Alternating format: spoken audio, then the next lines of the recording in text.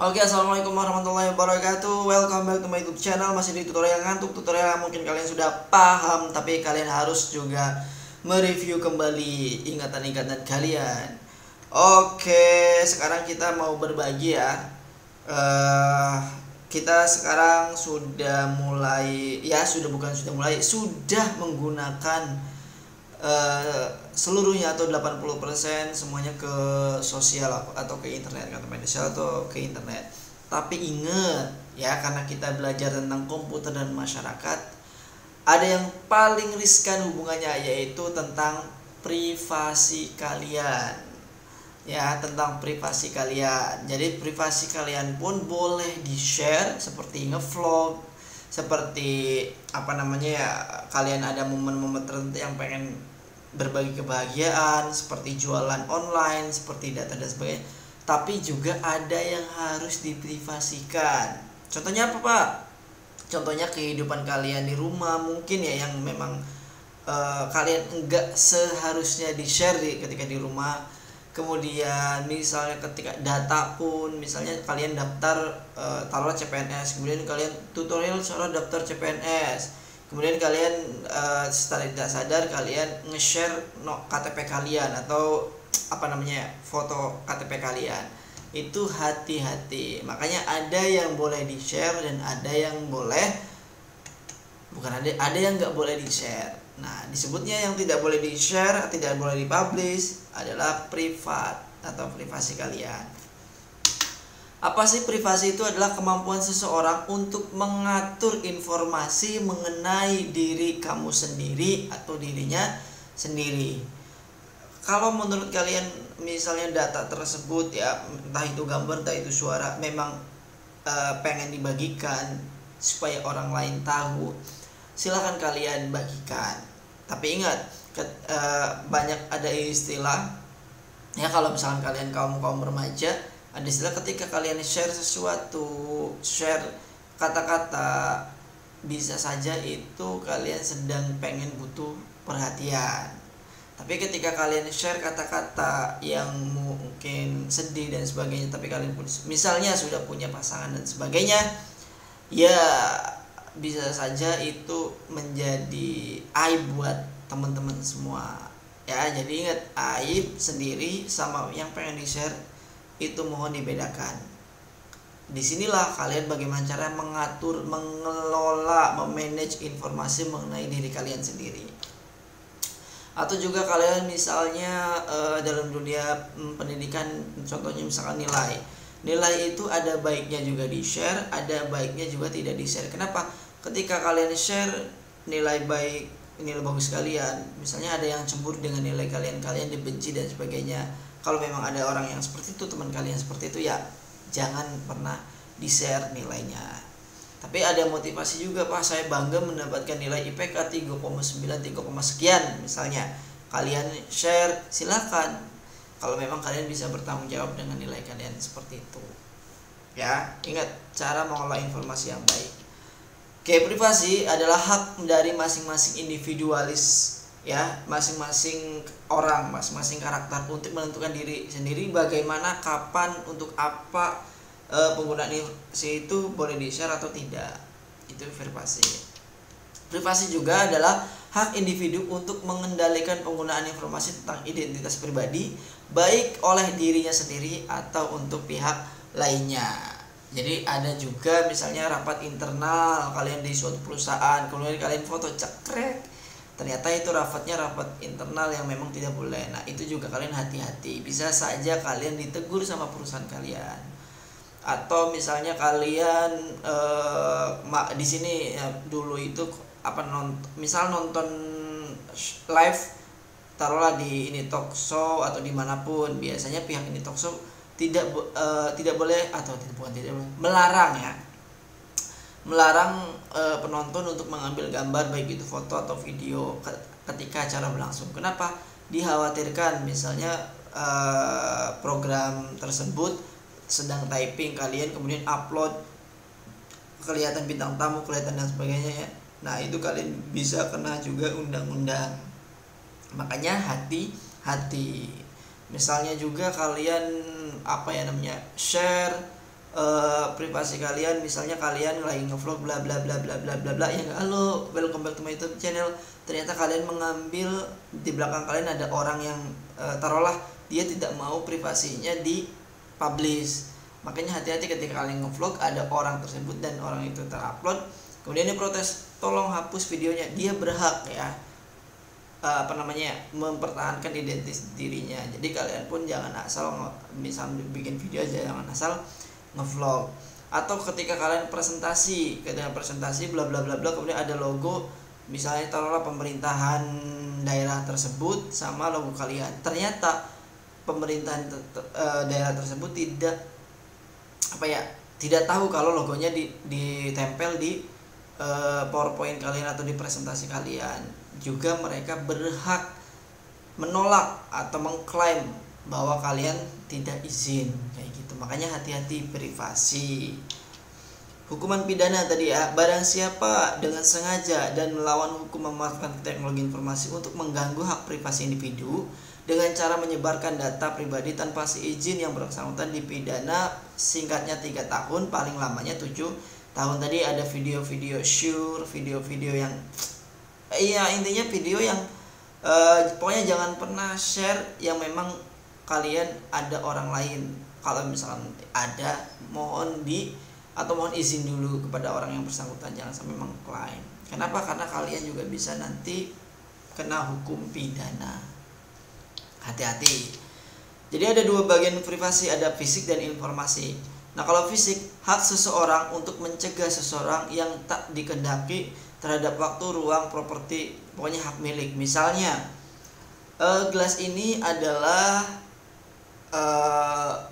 MSI, Alfa, Arta dan sebagainya lah. Saya ngomong bla bla bla bla bla, dia nggak suka, makanya boleh pihak ini tidak boleh. Misalnya ini saya bawa Le Mineral, tapi Le Mineral paling seneng ya ketika produknya dipublish. Pokoknya ada produk yang memang nggak boleh dipublish, ya janganlah, atau izin dulu. Kemudian privasi informasi adalah hak individu untuk menentukan kapan, bagaimana, dan apa saja yang informasi pribadi yang dikomunikasikan dengan pihak lain. Jadi misalnya pada saat wawancara ya, kalian saya yakin walaupun kalian bukan orang jurnalis, tapi ketika kalian mau mewawancara seorang public figure atau perusahaan, biasanya perusahaan tersebut meminta konsep wawancaranya atau pertanyaan-pertanyaan yang akan dilemparkan oleh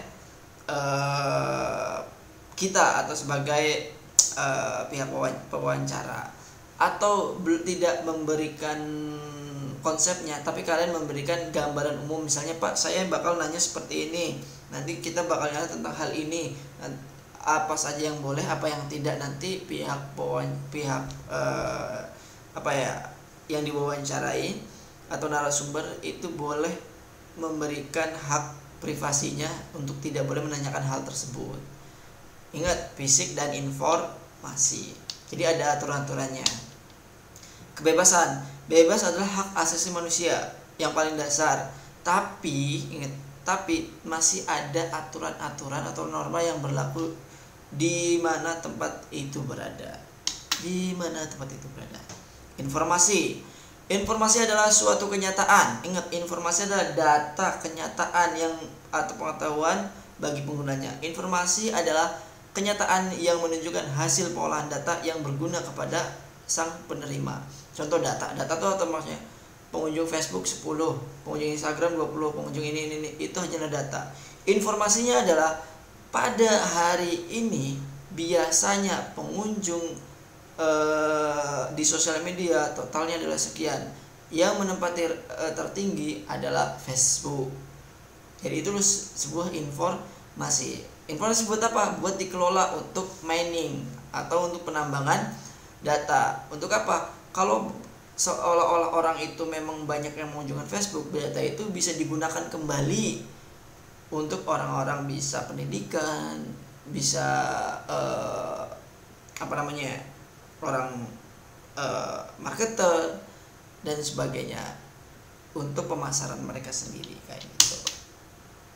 Privasi informasi atau keamanan sebuah informasi yang harus aman. Ingat, Sebuah informasi yang harus aman dalam arti hanya diakses oleh pihak-pihak yang berkepentingan sesuai dengan sifat dan tujuan informasi tersebut.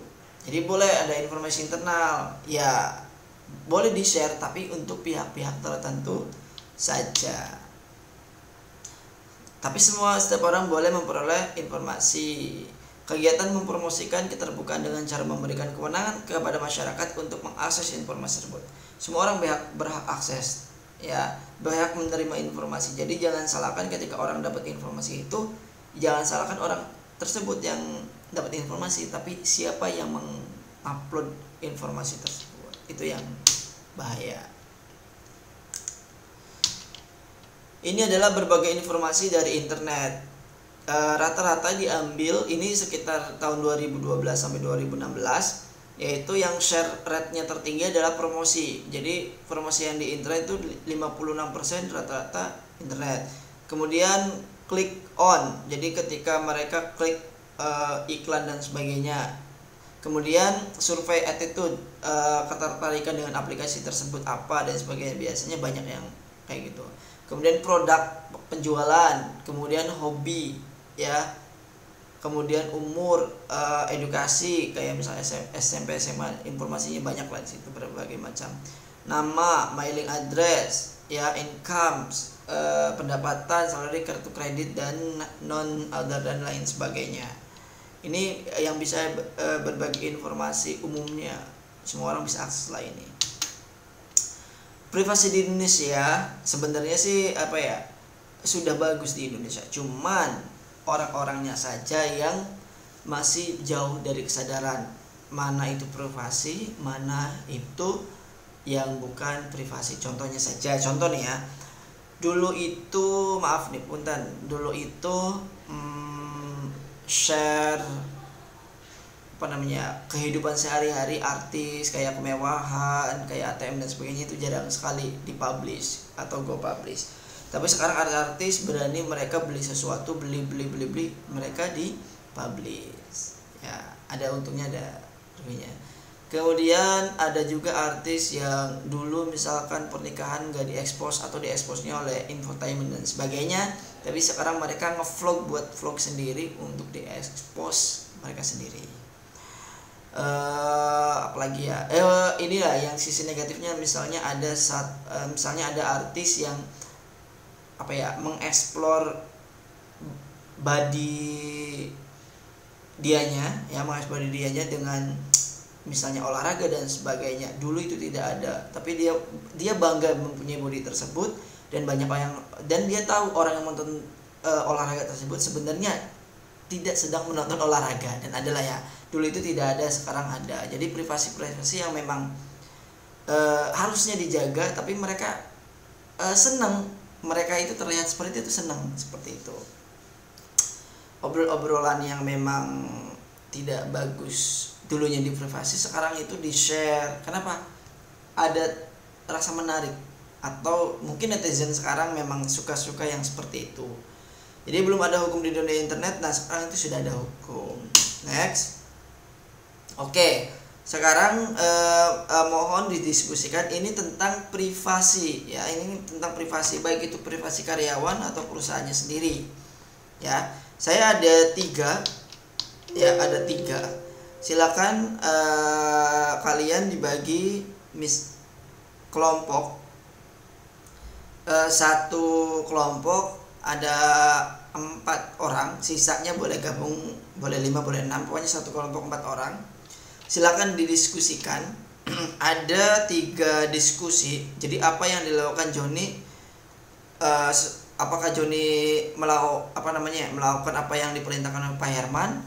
Kalau misalnya melakukan, apa yang dilakukan? Kalau misalnya tidak boleh dilakukan, apa yang tidak boleh dilakukan oleh Joni sesuai perintah Pak Herman? Misalnya di sini ya. Di sini Bulan Bintang Advertising, sebuah perusahaan iklan. Baru saja mempekerjakan Joni sebagai network administrator. Tanggung jawab utama Joni adalah memelihara user account. Sebagai tambahan, Joni menyadari bahwa ia mendapat tugas menyaring.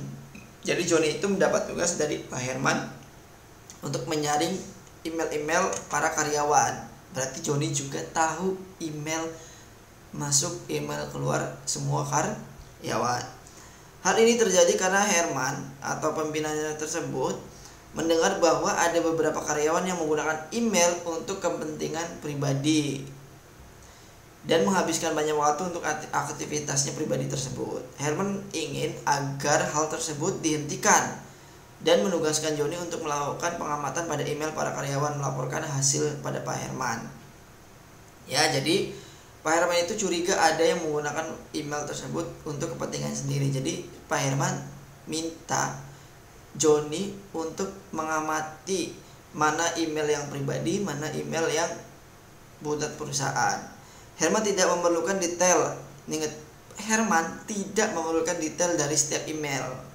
Berarti Joni tahu seluruh email masuk dan email keluar seluruh karyawan. Tapi Pak Herman bagus, tidak memerlukan detail. Pak Herman cuma pengen tahu subjek topik email tersebut yang dikirim oleh karyawan itu apa subjeknya. Herman percaya bahwa ada informasi yang sangat bermanfaat, berguna untuk mengembangkan peraturan menggunakan email perusahaan. Nah, apa yang dilakukan Joni dan apa yang tidak boleh dilakukan Joni untuk diberikan kepada Pak Herman. Ya. Nanti kita bahas diskusi ini di pertemuan berikutnya. Ada 3 ya. Pokoknya absen 1 sampai absen 4, absen 5 sampai absen 8, absen 9 sampai absen 12. Kan udah 3 tuh. Nah, sisanya boleh masuk ke manapun lah ya.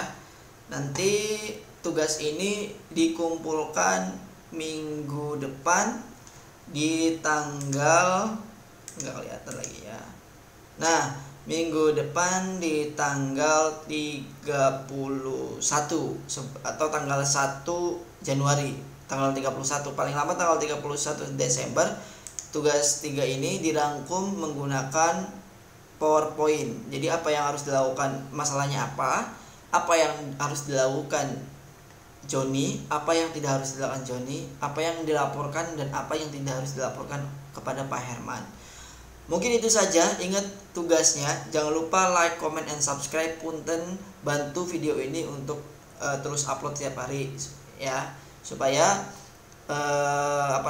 Facebook ini juga YouTube ini juga terus memberikan pengetahuan atau berbagi pengetahuan sedikit lah buat teman-teman semua. Terima kasih. Sampai jumpa. Bye bye.